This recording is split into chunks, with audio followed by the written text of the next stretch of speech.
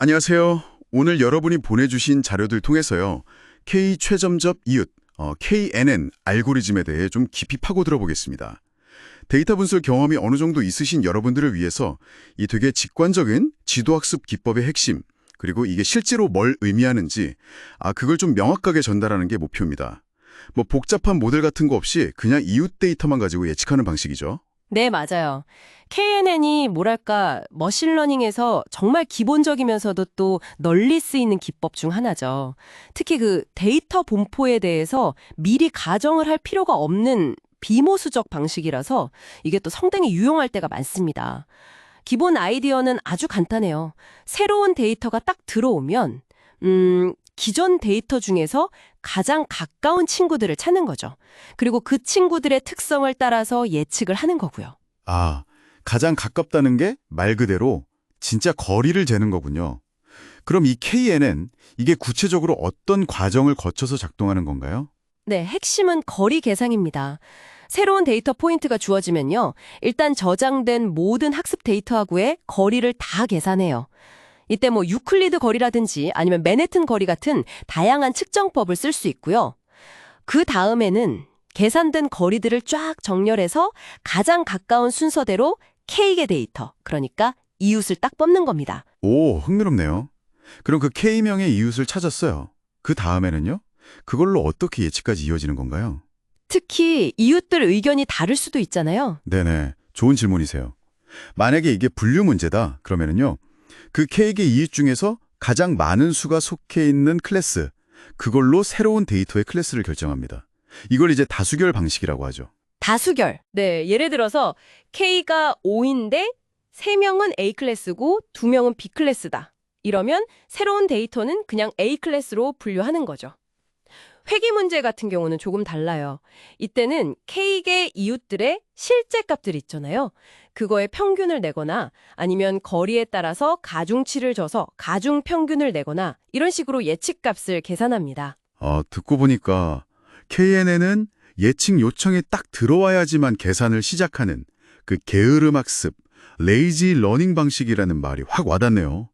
미리 모델을 만들어두는 게 아니라니 좀 신기한데요? 네, 바로 그 점이 KNN의 가장 큰 특징 중 하나입니다. 그러니까 별도의 학습 단계가 없어요.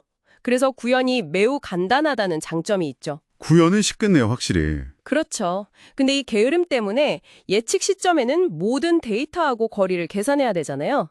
그래서 데이터가 많아지면 예측 속도가 좀 현저히 느려질 수 있다. 이런 단점이 명확합니다.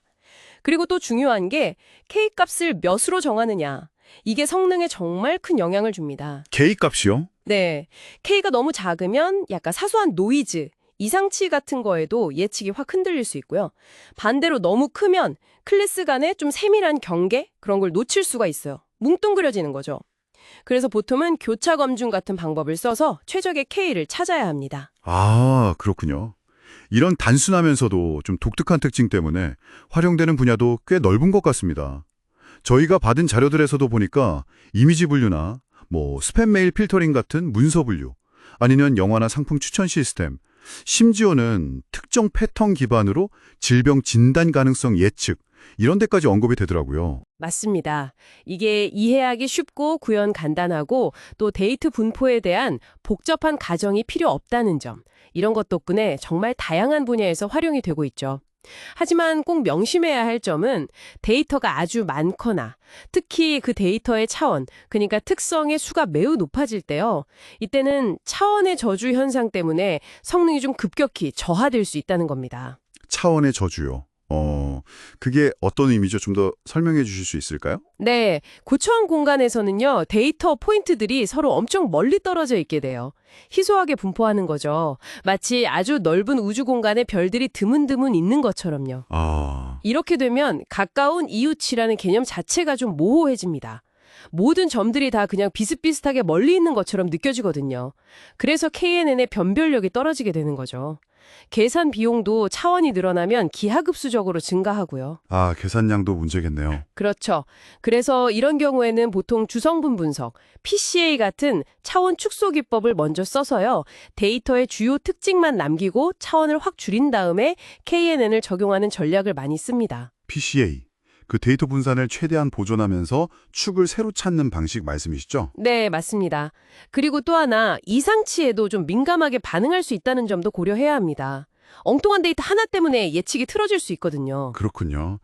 정리해보면 KNN은 직관적이고 구현하기는 참 쉬운데 대신 데이터의 크기나 차원의 수, 그리고 이상치 존재 여부 같은 거에 따라서 성능이랑 효율성에 크게 달라질 수 있다.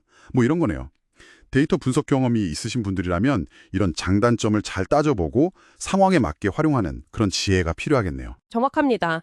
특히 데이터셋이 상대적으로 작고 예측 결과를 막 실시간으로 바로바로 받아야 하는 그런 제약이 크지 않다면 여전히 굉장히 매력적인 선택지가 될 수 있습니다.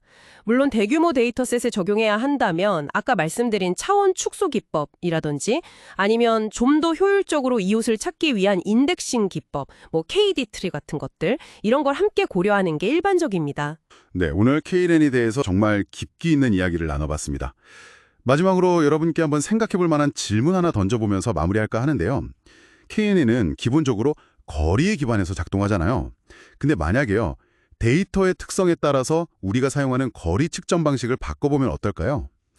예를 들어 유클리드 거리가 아니라 맨해튼 거리나 혹은 코사인 유사도 같은 다른 걸 쓴다면 분류나 예측 결과가 과연 어떻게 달라질 수 있을까요?